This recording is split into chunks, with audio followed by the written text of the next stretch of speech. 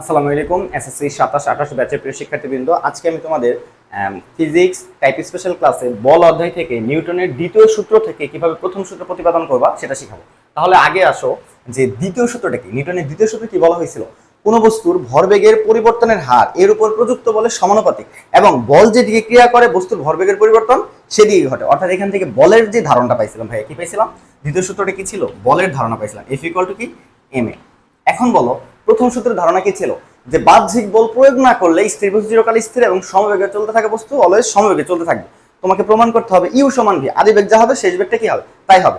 বাহ্যিক বল প্রয়োগ না করলে তার মানে কি এফ এর মান কত হবে? জিরো হবে।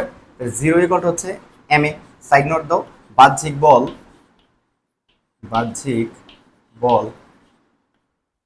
এফ ইকুয়াল টু জিরো হলে, ঠিক আছে ভাইয়া? আচ্ছা, এখন খেয়াল করো কোনো কিছু শূন্য মানে কি হয় এম সমান শূন্য, মানে এটা দেখলে তুমি কি বুঝতে পারতা, হয় এম ইকুয়াল টু জিরো অথবা এ ইকুয়াল টু জিরো। এটা না যে কোনো একটার গুণফল যদি জিরো হয় তাহলে তো টোটাল গুণফল জিরো হবে। কিন্তু ভাইয়া am not equal to zero কেন? কারণ পৃথিবীতে কোনো বস্তুর ভর শূন্য হইতে পারে না, তার মানে এখানে অনুপরমাণু আছে, এর একটা ভর থাকবে। এই জন্য লিখে দিলাম কি am not equal to zero. Ultimately তোমার এখানে এমটা শূন্য হবে না, আমরা বুঝতেই পারতেছি এখানে এটা জিরো হবে। এখানে কি জিরো হবে ভাইয়া? এখানে এটা জিরো হবে। আশা করি ক্লিয়ার। তাহলে এখানে কি হয়, এমটা গুণ ওই পাশে গিয়ে ভাগ হয়ে গেলে হয় জিরো ইকুয়াল টু হচ্ছে এ, তার মানে এইটা হচ্ছে সত্য।